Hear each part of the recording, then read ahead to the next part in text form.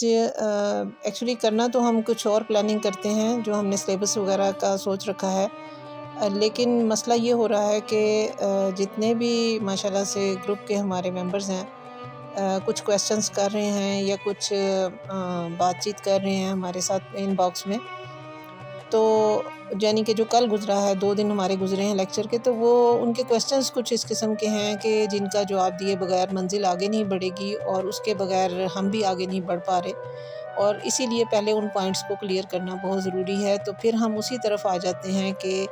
کیا صورتحال بنتی ہے، ٹھیک ہے۔ ابھی کل ہم نے جو بات کی تھی کہ 2 چیزیں ہیں، ایک تو ہمارا اندر سے نفس کی خواہش ہے، اور دوسری چیز باہر سے شیطان کے جو اس نے اللہ تعالیٰ سے مہلت لے رکھی ہے، وہ ہمارے معاملات کو ہمارے ہر طرح سے انٹریکٹ کرتا ہے، اور ہمیں اچھائی کے کاموں سے یا خیر کے کاموں سے یا جو اللہ تعالیٰ کا حکم ہے یا اللہ کی راہ ہے اس میں جانے سے روکتا ہے، اور اس میں یہی ہمارے 2 بڑے ہرڈلز ہیں ہمارے روحانی راستے میں، روحانی سفر کے اندر، کہ ایک ہماری اندر کی نفس امارہ کی خواہشات ہیں، اور دوسری طرف سے ہماری شیطان کی جو باہر کی دنیا میں ایسی چیزیں ہیں جس کے بارے میں کہا گیا کہ وہ تمہیں رنگینی دنیا کے جو چیزیں ہیں، دنیا کی جو رنگینیاں ہیں اس کو مزین کر کے دکھا دیتا ہے۔ یعنی کوئی بھی چیز آپ کے دل میں خیال آتا ہے اور آپ کے اوپر وہ خیال حاوی ہو جاتا ہے کہ اس کو دلوں کے اندر، یعنی کہ اس کی پاور ہے، اتنی طاقت ہے کہ وہ آپ کے خون کے اندر دوڑ رہا ہے، اور اس کی پاور اتنی ہے کہ وہ آپ کو ٹریپ کر لیتا ہے۔ اور موسٹلی بچوں کو یہی، مجھے یعنی کہ جتنے بھی لوگوں نے رابطہ کیا ہے، وہ یہ مسئلہ ہے کہ وہ وظائف بھی کر رہے ہیں، مرشد سے بھی ان کا بیعت بھی ہوئے ہیں، اور کئی عرصے سے وہ مطلب کہ وظائف پہ ہیں، کئی سال گزر گئے ان کے، اور ان کو وہ من کی مراد جو ہے وہ نہیں مل پا رہی،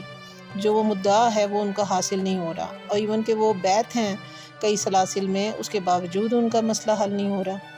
تو اصل چیز بیعت کا مطلب یہ ہے کہ اپنے آپ کو بیچ دینا، لیکن مقصد یہ ہے کہ اس بیعت سے سول انٹریکشن میں، یعنی کہ آپ کے اپنے مرشد کے ساتھ کیا سول انٹریکشن کا وہ جو معاملہ ہے، کیا آپ اس لیول پر پہنچے ہیں کہ نہیں پہنچے۔ ہمارا فوکس جو ہے وہ روح پر ہے، جو میں نے شروع میں پہلے دن ہی کہا تھا کہ رب اور روح کے تعلق کے اوپر فوکس کرتا ہے رنگ ریزہ، جو کہ روح، رب اور رنگ، ہمارا یہی سارا فوکس ہے کہ آپ کی روح کیسے رنگی جاتی ہے، اور کیسے اللہ کے رنگ میں رنگی جاتی ہے، اور اس کو کیسے ہم حاصل کر سکتے ہیں۔ اچھا، پہلے ہم اس بات پر آتے ہیں کہ جو ہمیں یہ جو شیطان اور نفس، یہ 2 چیزیں ہیں۔ اچھا، سب سے پہلے جو کرنا یہ ہوتا ہے کہ آپ کے پاس جو آپ کا اندر ہے، آپ کو دنیا کے اندر جو چیز بھی نظر آتی ہے آپ کو اٹریکٹ کرتی ہے، آپ بچے ہیں، جوان ہیں، یا کسی بھی عمر کے ایج کے اندر ہیں، آپ کے اندر سے خواہش ختم نہیں ہوتی۔ تو جو پہلے لوگ تھے، جو صوفیہ کرام تھے، اولیاء کرام تھے، جب اس راستے پر جاتے تھے تو ان کے اندر سے یہ جو تھی خواہش، اس کے لیے وہ کیا کرتے تھے کہ مجاہدہ کرتے تھے، اور وہ کم کھانا، کم سونا، کم اپنے آپ کو خواہش نفس کو لے کے چلنا۔ تو خواہش نفس کے لیے، جیسے کہ اب نوجوان بچے ہیں، بچیاں ہیں، تو ان کو کہا جاتا ہے کہ اگر ان کے شہوت کا علاج کیا ہے کہ آپ روزہ رکھیں، ٹھیک ہے۔ تو اب نگاہ جو ہے، نگاہ کی پاکیزگی کے لیے، جو بعض اوقات کئی لوگوں کو یہ مرض ہے کہ وہ اپنی نگاہ کو یا اپنے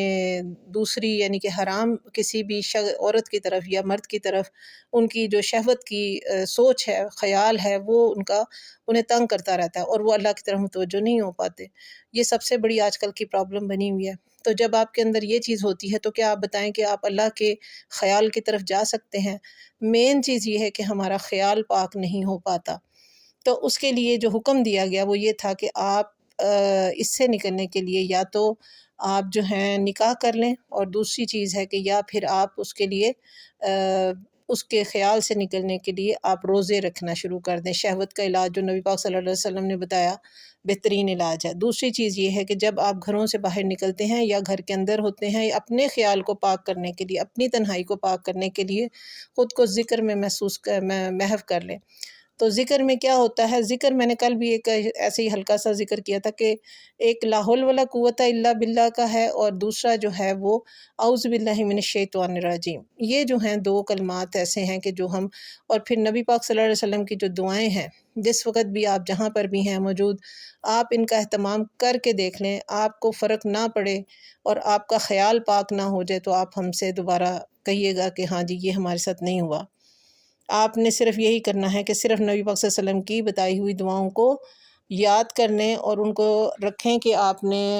گھر سے باہر نکلنے کی دعا، گھر کے اندر داخل ہونے کی دعا، سونے کی دعا، جاگنے کی دعا، اٹھنے کی دعا، بیٹھنے کی دعا، واش روم جانے کی دعا اور کھانے کی دعا، لباس پہننے کی دعا، آئینہ دیکھنے کی دعا، کیوں دعائیں مانگی جائیں بتائیں ہیں میرے آقا صلی اللہ علیہ وسلم نے۔